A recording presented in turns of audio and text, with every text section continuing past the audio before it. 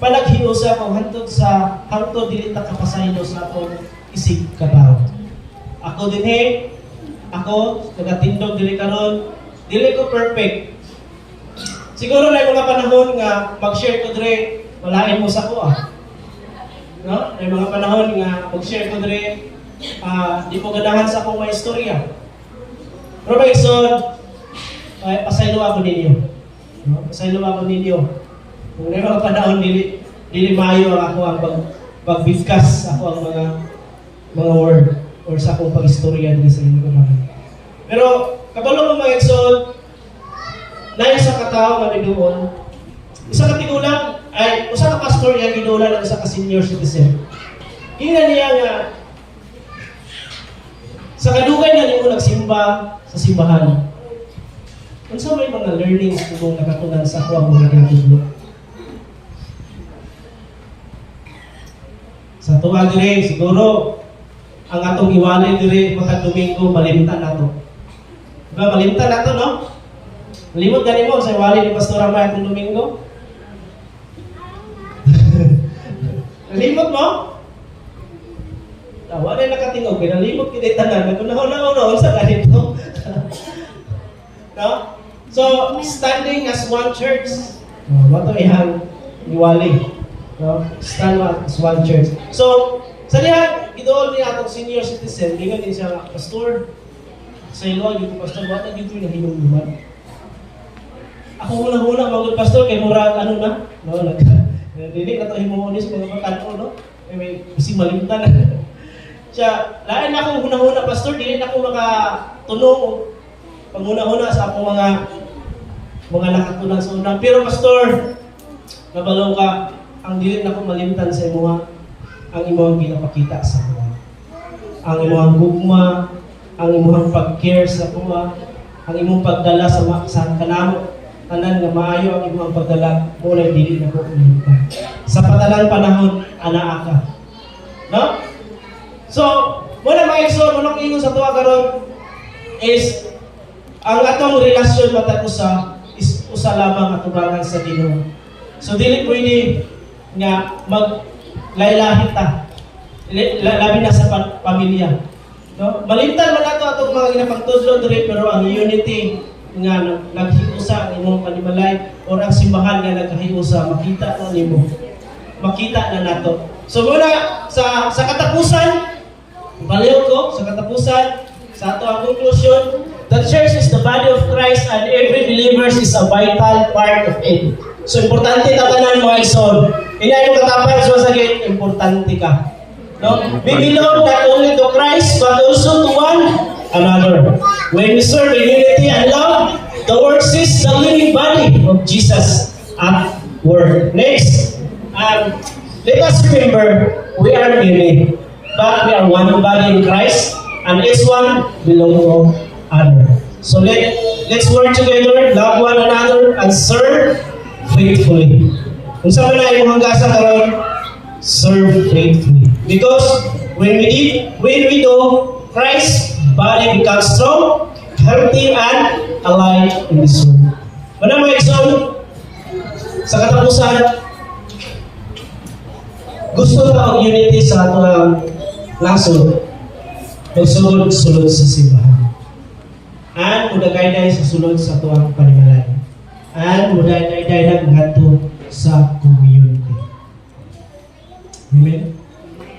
So, wala karon akong gihawak ang tanan, manindo. Sa katapusan nga akong gingon, kung naaman sa tuwa nila nga naay kalain sa imuhang isig katawo, naay kalain sa imuhang asawa, urbana, mga tao kapasayloan, unang-una. Kaya dili kayo makita mo ang gusto sa Ginoo sa tuwa dili karon nga dili ta dili mahitabo nga makaroon ta or ang panaghiusa dili siya mahitabo kung ang matag usa sa tuwa na ay wala nakapangayon kapasayloan sa iyang isig katawo. No? So, ato mo na naon kinsa man ang mga tawhan. Or imuha ng bana, imuha ng asawa, imuha ng anak, or ikaw mismo nga anak. No? Ikaw mismo mismo, kailangan na ito pangayon ng kapasayloan sa Ginoo. Kailangan na ito pagpaubos sa ato ang kagalingon. No? Paubos sa kagalingon. Samtang ato ang simbahon ng ato ang buhi ng Diyos, ato siyang kantahan, awitan nato siya mga igsoon. Yes, hallelujah. Oh, Jesus, Holy Spirit.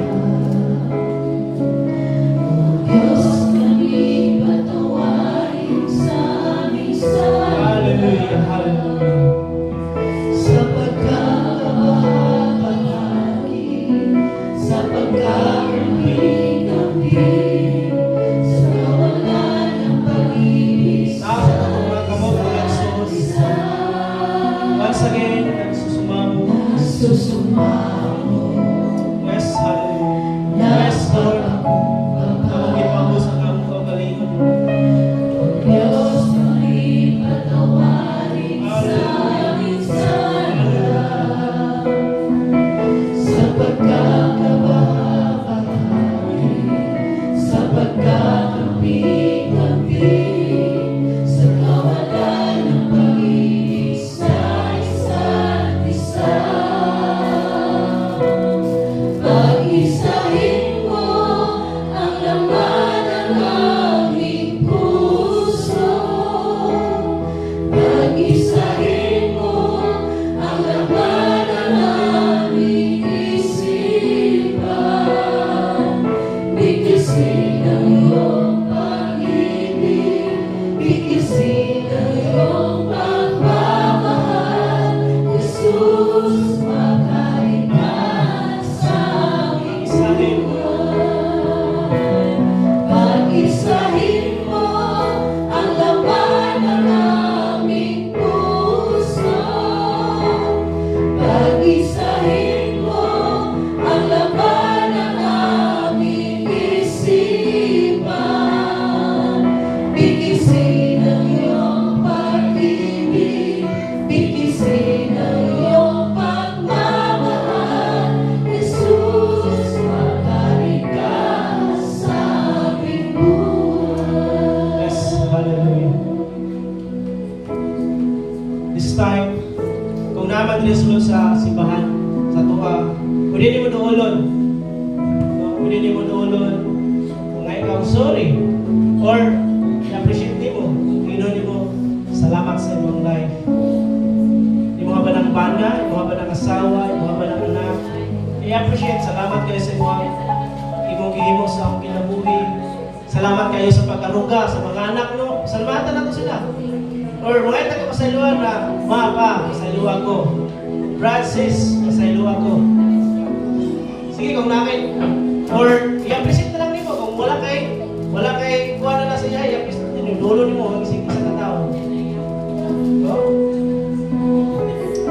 Sige, kasi gusto nimo i-appreciate, or kasi gusto nimo duulon, kasi gusto nimo imuhang mag-ask ka of forgiveness, mag-ask ka of sorry, or mag-iing ka thank you. Hinay mo ang katapan nga, I need you.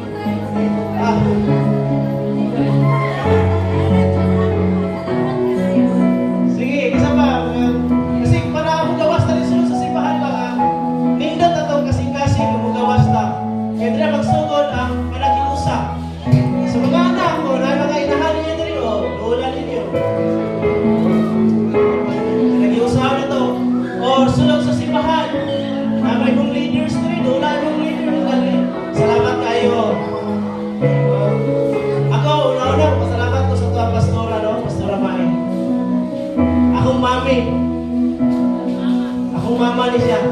Magdako ko, kikasal ko. Siya ang ibarog sa kuha nga mahimo na kong mama. O si Daddy Rene. Sila ni barog sa kuha nga ipasok ko sa diyang ikasal ko. Sila ang iyong mama. Ako masalamatan ako ang Makifutin family. No? Salamat po kayo silang live. Matagusa ka na ito matagusa ka na sa tuwa karon. Salamatan na to ang mga maestra. Oh, thank you sa mga maestra. Thank you kayo sa mga papa nga, ang mga papa nga. Salamatan na yung papa nga, more kanunay, kauban na to sa prayer, no?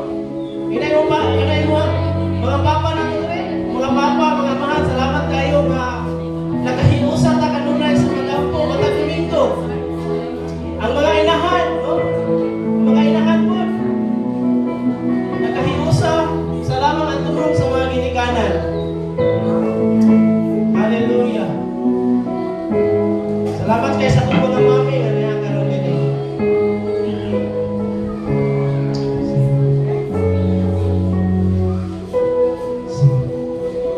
Tawago si Pastora Rowena.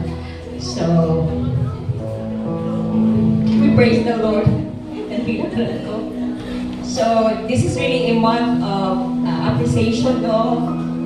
And personally, I would like to appreciate the members of the church who stood sa kalisod o sa kahayahay ni Lakaman sa Pastor Beth, but nagpapili na ito ang support sa itong pastora na nakakaroon. So we would like to really appreciate, personally I would like to appreciate everyone na nakakaroon, katong mga nagpahulay, mga for how many months na wala nakauban nato imbalik karon. I do appreciate your presence. Thank you for choosing. So salamat na inyong ipili nga mubalik sa presence ng Lord, because I know mga igsoon, walay pinaka-safe na place karon nga ato ang daghanan pagkulit ang presensya sa atong buhi nga Dios. So in connection to that, we also would like to appreciate our pastor in charge sa Valencia, Jael Valencia. And we would like to say thank you to Pastor Mai for taking the challenge to shepherd us. Ingon ni Pastor Albert kanina, is not easy. So dili sa yun nga pastor og mga nagkalalahi nga mga kinabuhi. So with this, we would like to give something to our pastor. And while magtindog siya dinha, na-short yung video na ato ang tanawon. Okay na ba sa inyo mga malindog mo? So for a moment in respect to the man of God, let us just all stand and watch the video na i-present sa ato ang karon ang habong-habong.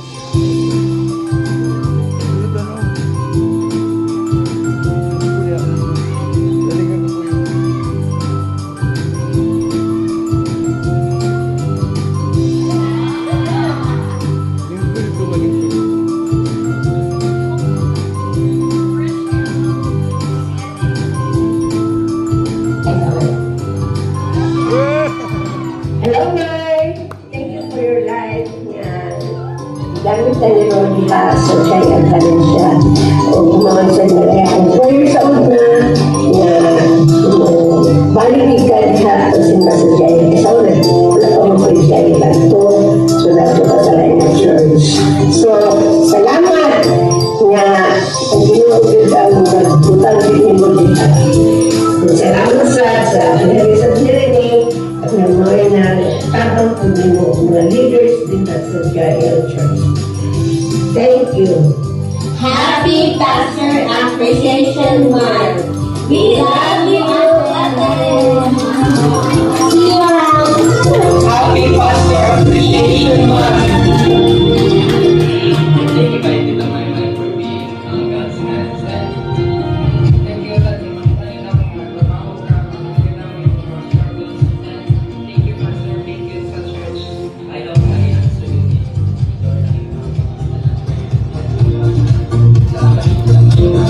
Three, two, one, go. Never back down. Never give up. Never back down, everyone. Never give up. Happy Pastor Appreciation Month. Once again, Tita Maymay, we love you. Hi, Pastor Manny. We just want to say thank you for the excellent work you are doing, and to let you know that we are very proud to call you Pastor. We acknowledge you and honor you, and just want to say to you, to God be the glory for the excellent work. This is your day, this is your month, and we truly appreciate you.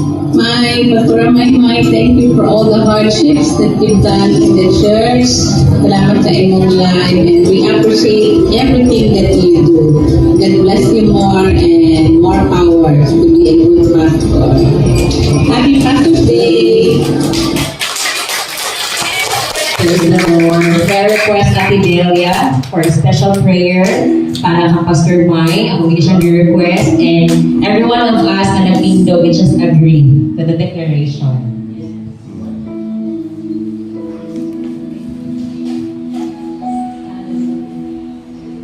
We are so much privileged, Lord, to pray for our pastor.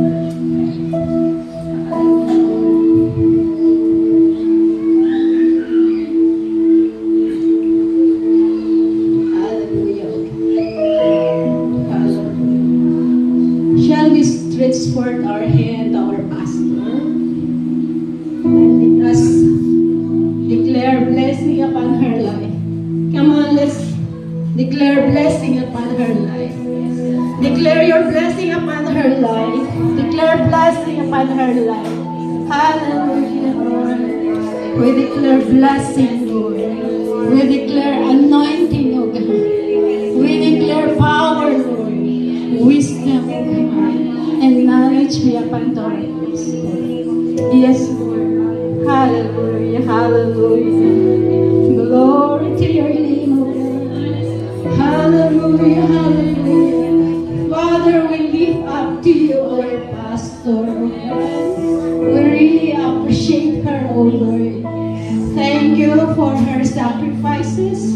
Thank you for all her efforts, O God. Thank you for all the hardship, O God. Thank you, Lord, sa kanyang and sa lahat.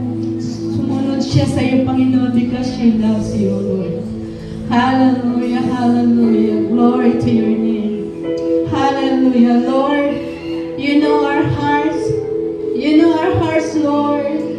How we appreciate and how we grateful we are to have our pastor. Thank you, Lord, for her life, oh God. Lord, today we lift her up to you, Lord. Salamat, Lord, sa buhay ni Pastor Amay, oh God. Hallelujah, hallelujah, Lord. Into your hands we commit her life, Lord. Thank you, Lord, for being with her. Lord, we pray, oh God, as she preach thy word, Lord, as she teach your people, Lord, as she minister, oh God, to your people, Lord, let she experience, Lord. Let her experience your power. Let her experience your double anointing, oh God, in Jesus' name. Let her dwell always in your presence, oh God. Continue, Lord, to inspire her, Lord. Inspire her in doing your will, oh Lord. Inspire her, Lord, in doing the task that you have given to her, Lord. Huwag mong hayaan, Panginoon, na papagod ang kanyang puso. Ilayo mo siya sa anumang kapaguran, O Diyos. In her distress, O God. In her hardship, Lord. In her longing, O God, sa kanyang mga kahinaan, continue to strengthen her, O Lord. Continue to remind her, Lord, Isaiah 40, verse 31, that those who hope in you will renew their strength every day, O God. They shall mount up on wings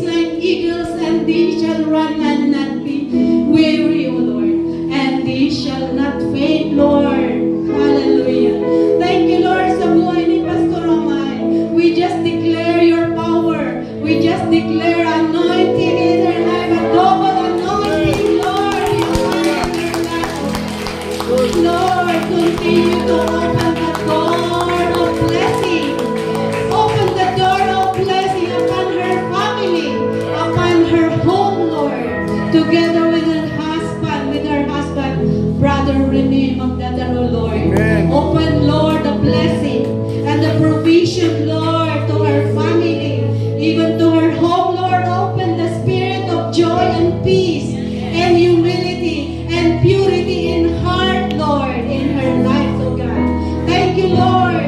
Lord, thank you, oh God, that whatever she do, Lord, you will prosper her. Whatever she do, Lord, it will follow, Lord, a double portion of your presence, double portion of your anointing be upon her always, oh God. Lord, that when she preaches thy word, Lord, many souls, many people will come to repentance, oh God. Many people will come to salvation, Lord. They will receive salvation as she preach your word, as she shared thy words, Lord. Signs, wonders, and miracles will follow in Jesus' name. Lord, hallelujah, as she pray for the sick, Lord, the sick shall recover, oh God, because of your anointing, Lord. Hallelujah, hallelujah, Lord. Continue to increase her wisdom. Increase the anointing, Lord, that she needs, oh God. She needs you, Lord. You know her, Lord. You know her heart's cry. You know the cry of her heart, Lord. That's why we know into your hands we commit her lives. Thank you, Lord, to prosper her. Thank you, Lord, for blessing her family. Thank you, Lord, for blessing her, oh God. Hayaan ko, Panginoon, that she will always flourish. She will always flourish in the ministry. She will always flourish in the ministry. Lord, ang ministry na kanyang hahawakan ay patuloy na lalago.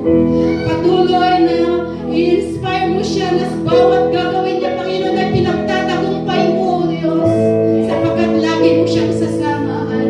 Hindi mo siya iiwan, O Lord, hindi mo siya pababayaan. Thank you, Lord, sa buhay ng aming pastora. Lord, into your hands we commit her life, Lord. Continue to, we declare blessing, Lord. We declare your protection be upon her, O God. Be upon her family, in Jesus' name.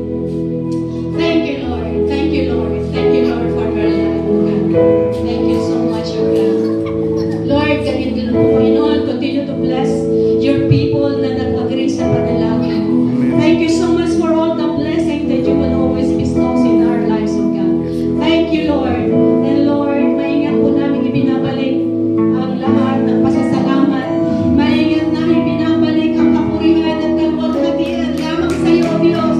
Ang lahat ng kalwalhati, O Diyos. Sa iyo lamang, O God, sa iyo lamang, sa pangalan ng aming Panginoon Jesus. Yes, we pray. Amen. Amen. Let us have a pictorial. Mag-picture sa mga leaders, kauban si Pastor Mai, and then ang congregation dahil with Pastor Mai also. Pwede na Pastor dito sa lingkod sa ka para maapil ang congregation. Sige, kita sa tanan. Sorry ha, kaya nag-isugot ka sa kuan. Kahitasan. Ako sa tanan, no. It's been less than a year pa man gid ko nga nag-handle sa JIL Valencia.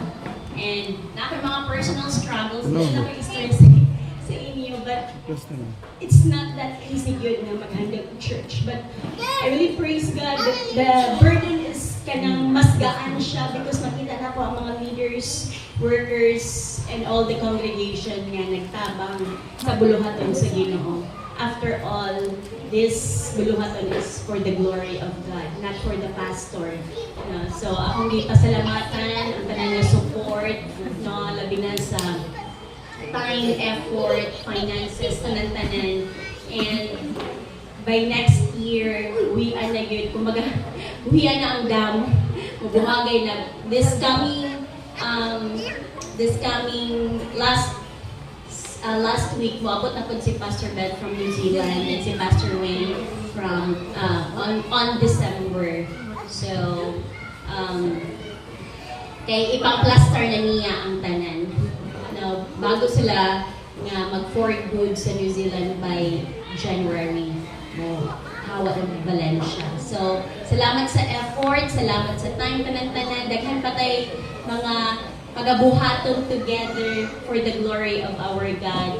and for the expansion of His kingdom, no, and for His greater glory. So God bless us all.